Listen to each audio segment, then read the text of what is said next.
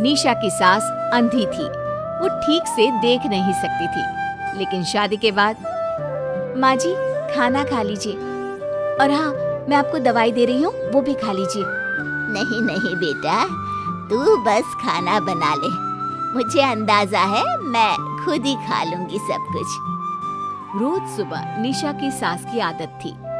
निशा बेटा, सब्जी दे दे, मैं काट देती हूँ। अरे नहीं नहीं माँ जी, आपको चाकू लग सकता है। नहीं नहीं बहू, मुझे अंदाजा है कि कैसे काटना है, काफी वक्त से कर रही हूँ ना मैं। वैसे भी डॉक्टर ने कहा है कि थोड़ा बहुत काम करना जरूरी होता है। माँ जी, डॉक्टर ने कहा है तो दे देती हूँ आपको, लेकिन मेरा मन नहीं मान रहा। अरे बहू, काम नहीं करूँगी तो कैसे चलेगा, बिल्कुल ही अपाहिज हो जाऊंगी। निशा सास को वो जो काम बोलती वो करने दे देती है। एक दिन निशा की सहेली का फोन आता है। सास सुन रही होती है कि वो किसी से बात कर रही है। क्या हो गया रमा, हमेशा परेशान से ही क्यों रहती हो? आ जाओ ना कभी मेरे घर पर। अरे नहीं रे, तुझे परेशान नहीं करना चाहती हूँ। मैं जानती हूँ तेरी सास अंधी है। अरे कैसे मैनेज करती होगी तू अकेले? मेरे घर में मेरी सास कोई काम नहीं करती। मैंने तो इनको साफ कह दिया है कि काम करेंगी तो ठीक है, नहीं तो इन्हें वृद्धाश्रम छोड़ आऊंगी। निशा की सास सहेली की बात सुनकर डर जाती है।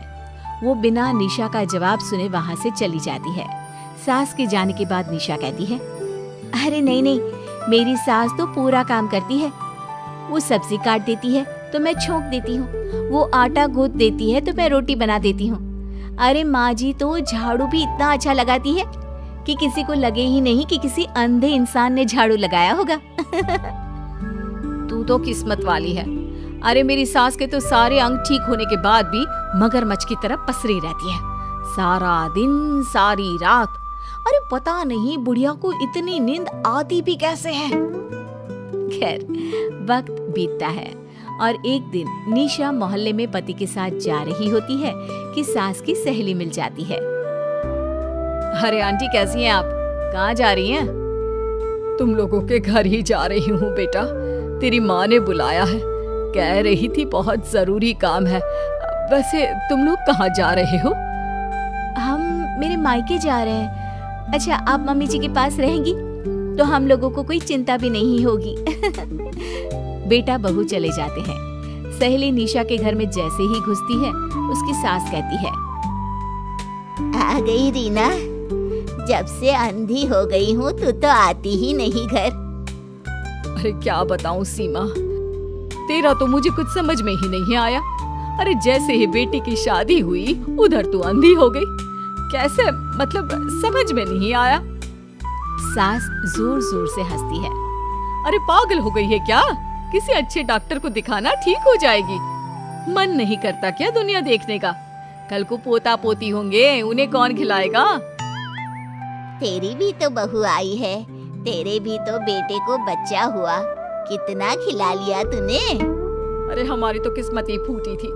लड़की की पहले दिन से ही डिमांड थी कि सास ससुर के साथ नहीं रहना, चाहे जो हो जाए। अब बोल क्या करती मैं? फिर क्या कर लिया तूने? दोनों आंखें होने के बाद भी परेशान ही है ना? हाँ, पर चल कम से कम दुनिया देख तो रही हूँ ना, तेरी तरह अंधी तो नहीं हो गई। निशा की सास शांत हो जाती है। उनकी आंख से आंसू गिरने लगते हैं। अरे अरे रो मत, क्यों रो रही है? वैसे भी दुनिया में ऐसा कुछ नहीं है कि जो देखा जाए। चालाक बहुएं और ऊपर से वो बेटे जिन्हें बचपन से सीने से चिपका कर पाला, वो भी बीवियों के कहने पर माँ से लड़ पड़ते हैं। तेरी गुलाबी रंग की साड़ी बहुत अच्छी लग रही है, और ये जो चश्मे का फ्रेम है ना, जच रहा है तुझ पर। सहेली शांत हो जाती है। मतलब तू अंधी नहीं है, तू देख सकती है। हाँ, तू मेरी सबसे खास सहेली है, इसलिए बता रही हूँ। मैं ठीक हूँ, बिल्कुल ठीक। अरे तो फिर अंधी होने का नाटक क्यों कर रही है? दुनिया देख ली है मैंने, देखा है मैंने कैसे सास को देखकर बहुएं रंग बदलती है। मैं अपने बेटे के बिना नहीं रह सकती। पति का साया तो पहले ही उठ गया। बेटे को बहू ले गई तो क्या करूंगी? सारा काम कर देती हूँ, वो इसी में खुश है। सहेली निशा की सास को गले लगा लेती है। लेकिन झूठ बोलकर कब तक?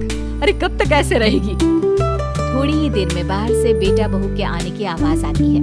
बस चुप कर, जो मैं कर रही हूँ बस साथ दे मेरा, नहीं तो।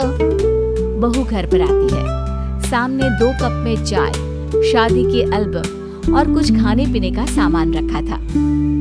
माँ जी, कुछ खाया आपने? खाना क्या है बहू, बस चाय पी है। सब्जी दे दे, मैं काट देती हूँ, रात के खाने की तैयारी हो जाएगी। अरे नहीं माँ जी, मैं खाना बना लूंगी, आप आंटी के साथ बैठिए ना। बहू सारा खाना बनाकर सास को आवाज देती है और सभी बैठकर खाना खाते हैं। माँ जी, ये लीजिए, कटहल खा लीजिए। ये कह रहे थे कि आपको बहुत पसंद है। हाँ हाँ, ला दे। बहू सास को रोटी का डिब्बा पकड़ाती है, लेकिन सास नहीं पकड़ती। वो कटहल देना बहू। बहू जल्दी से सास को कटहल दे देती है। अगले रोज फिर सास झाड़ू लगा रही होती है कि बहू कहती है, माँ जी आप ठीक से झाड़ू नहीं लगा रही, पीछे देखिए कितना सारा कचरा फैला हुआ है, लाइए मैं लगा देती हूँ। सास डर जाती है और पीछे देखती है। कहाँ कहाँ बहू? अरे कहीं तो नहीं है कचरा, देख। नहीं माँ जी, आप देख नहीं सकती ना, इसलिए आपको नहीं दिखा। बहू सास से झाड़ू लेकर सारे घर में झाड़ू लगा देती है। सास अब जो काम करने जाती, बहू उनसे छीन लेती। क्या बात है बहू, आजकल तुम मुझे कोई काम क्यों नहीं करने देती? माँ जी, काम ही क्या है, हम 3 लोगों के लिए खाना और 2 कमरे की घर की सफाई, ये तो मैं आसानी से कर सकती हूँ। सास को समझ में नहीं आता कि आखिर बहू ऐसा क्यों बोल रही है। वो कुछ दिनों तक सब देखती है और फिर एक दिन बहू की सहेली आती है। अरे रमा, क्या बात है, कैसे आना हुआ? बैठ, मैं चाय लाती हूँ। अरे नहीं नहीं निशा, तू सहेली से बात कर, मैं ले आती हूँ चाय। वाह क्या बात है, तेरी सास को आंख से दिख भी नहीं रहा, लेकिन चाय बनाने को तैयार। और एक मेरी वाली है, हाथ पैर हिलाने की भी पैसे लेती है। वैसे यार आज मैं रिलैक्स हूँ, छोड़ आई मैं उन्हें वृद्धाश्रम। सास डर जाती है और अंदर से चाय बनाकर ले आती है, लेकिन डर के मारे सास के हाथ से चाय की ट्रे गिर जाती है। बहू की सहेली बोल पड़ती है, अरे कुछ काम होता नहीं है तो करती क्यों है बुढ़िया, एहसान दिखाने के लिए? अरे मैं तो कहती हूँ तू भी इस अंधी को वहीं छोड़ा। नहीं नहीं निशा बहू, मुझे माफ कर दे, गलती से ट्रे गिर गई, मैं सारा काम करूँगी, बस मुझे मेरे बेटे से अलग ना कर, मैं नहीं रह पाऊंगी उसे देखे बिना। बस माँ, यही सुनना था। आप देख सकती हैं, फिर भी डर के मारे जो नाटक आपने अंधी होने का खेला, मैं उसे खत्म करना चाहती थी। माँ जी, आप घर की बड़ी हैं, मेरे पति की माँ है, मेरे लिए आपकी जगह भगवान से कम नहीं। आप अंधी नहीं भी होंगी तो भी मैं कभी भी आपको खुद से दूर नहीं करूंगी माँ जी, मेरा विश्वास रखिए। फिर निशा सहेली को देखती है। अच्छा होगा रमा कि तुम मेरे घर से चली जाए, क्योंकि मेरे घर में ऐसे लोगों के लिए कोई जगह नहीं है जो बड़ों की इज्जत नहीं करते। सास चैन की सांस लेती है। जीती रहे बहू, जीती। दिन भर काम और टेंशन से जूझकर घर आते ही अपनी भड़ास निकालते हैं अपने परिवार पर। बस आज काम जल्दी खत्म हो गया, अब आराम से जाकर मैच देखूंगा। निकल जाता हूँ इससे पहले कि बॉस की नजर में आ जाऊं।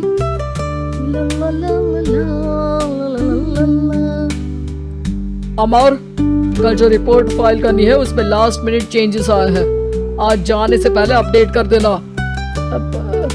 सर आज जल्दी जाना जरूरी है, बेटे को स्कूल के जरूरी सामान खरीदने ले जाना है ना। अब जब तक तुम पहुंचोगे मार्केट तो बंद हो गया होगा। सर इसलिए जल्दी जाना होगा। एक काम करो, कल जल्दी चले जाना। अमर बेबस होकर बॉस का ऑर्डर मानकर फिर काम में लग जाते हैं।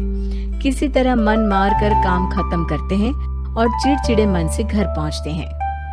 निशा जल्दी से खाना लगा दो, इंडिया की बैटिंग खत्म होने वाली है। बॉस ने लेट करवा दिया। अरे इतनी देर से आए हो, थोड़ी देर बात तो कर लो। अरे सुनो, हटो यहाँ से, पापा को टीवी देखने दो। पता है ऑफिस में कितना काम रहता है, कितना काम करके आया हूँ मैं। तो मैं भी तो ट्यूशन जाकर आया हूँ। अब आज जाओ, जाके फिर होमवर्क कर लो, कल स्कूल भी जाना है ना। तो मैं उठ जाऊंगा, लेट नहीं करूंगा। अभी मेरा शो चल रहा है, मुझे देखना है। अरे समझ नहीं आ रही बात एक बार में? एक थप्पड़ दे के समझाओ क्या? रिमोट दे और सोने जा।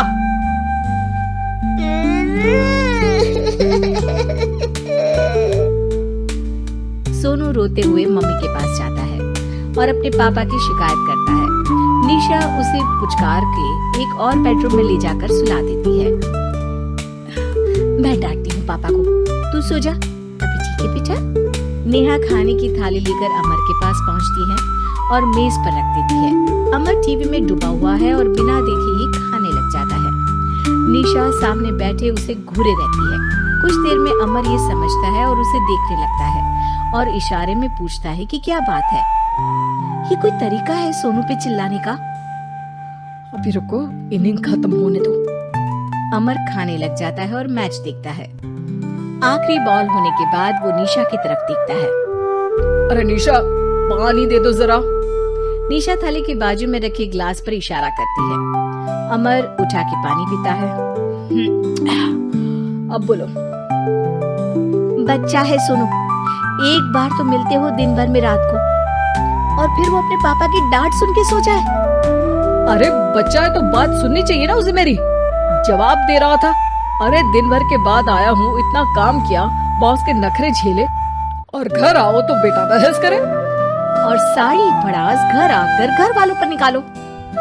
अरे तुम क्या बोल रही हो मुझसे ऐसे?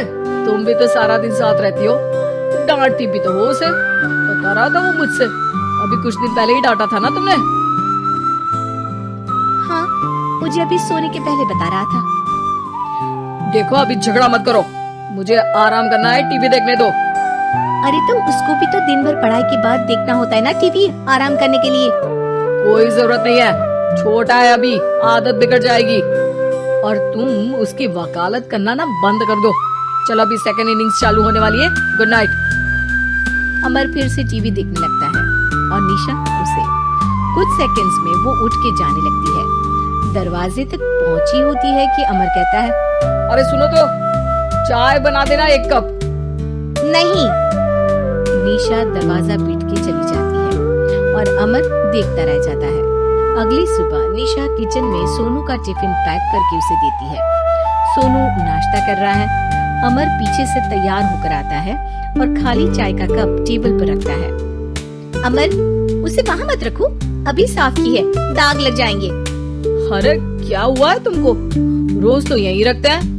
पर आज से नहीं रखना है। चलो उठा के सिंक पे रखो। अमर उसे उठा के सिंक में रखने जाता है, तभी निशा कहती है, अरे अरे धो के। सोनू हंस देता है। अमर उन दोनों को देखता है और कप धो के वहाँ से चला जाता है। निशा सोनू को देखती है और आंख मार देती है। चलो अब हंसना बंद, स्कूल जाओ और ध्यान देना, सब पूछूंगी दिन में। सोनू मुंह बना लेता है। सब अपना दिन बिताकर रात में फिर एक साथ आते हैं। आज अमर घर जल्दी पहुंच गया है और टीवी के सामने पसार के बैठ जाता है। पीछे से दरवाजा खुलने की आवाज आती है। खिलखिलाते हुए सोनू अंदर आता है, सीधे टीवी रूम के अंदर, और अमर को बैठा देख चौंक जाता है। पीछे से कमरे में निशा भी आती है। सोनू, हाथ पैर धो के कपड़े बदल लो, चलो जाओ। सोनू कमरे से बाहर चला जाता है। अरे निशा, जरा 1 कप चाय। क्या हर वक्त चाय? नहीं है दूध घर में। अरे दूसरी बार ही तो मांग रहा हूँ ना। दूध वाले को बोला था दूध एक्स्ट्रा 1 लीटर लेकर आना, वो 1 लीटर कम लेकर आया। आज तुमको चाय नहीं मिलेगी, खीर बना दी है पूरे दूध की। अरे दूध वाले की गलती के लिए मुझ पर क्यों चिढ़ रही हो? मैंने क्या किया? तुम भी तो यही करते हो ना। ऑफिस में किसी की गलती हो तो घर आके चीखते हो। चाय पीनी है तो दूध लाना पड़ेगा नीचे से। अरे पर तुम नीचे से ही आई ना। मैं भूल गई, तुम भी तो नीचे से आए। निशा कमरे से बाहर जाती है और सोनू अंदर आता है। वो अमर को देखता है, फिर कुछ बोलता नहीं है। अरे क्या हुआ सोनू? मेरा टीवी देखने का टाइम है अभी। आज रात को देख लेना। देखो आप ना परेशान मत करो। आज ऐसे ही टीचर से डांट सुन ली है, अब आपकी नहीं सुनने वाला। अच्छा, क्यों डांटा टीचर ने? क्योंकि मेरा प्रोजेक्ट इनकम्प्लीट था। आपने सामान लाके नहीं दिया और आपकी वजह से सब हंसने लगे मेरे पे। अब आप जाओ। सोनू टेबल पे रखा रिमोट उठाता है और चैनल बदल के बैठ जाता है। अरे ये क्या तरीका है बात करने का? तो आपसे ही तो सीखा है। बाहर का गुस्सा घर पे निकाल दो। अमर उठ के दूध लेने चला जाता है। कुछ देर में लौट के वो चुपके से निशा और सोनू को टीवी देखते हुए देखता है और किचन में चला जाता है। 3 कप चाय बनाकर वो टीवी कमरे में पहुंचता है। आज मेरे हाथ की चाय पी लो।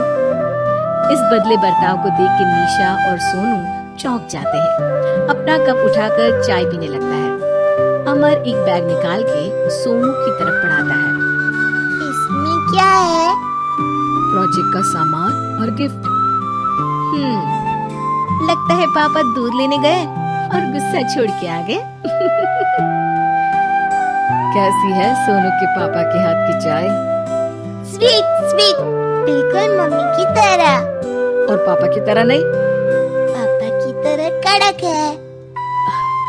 सॉरी बेटा, अब समझ गया कि ऑफिस में कुछ भी हो उसे ऑफिस तक ही रखूंगा। प्रॉमिस। निशा और सोनू को गले लगा लेता है और उस दिन के बाद कभी घर की चिंता दफ्तर में नहीं गई और ना दफ्तर का टेंशन घर में आया।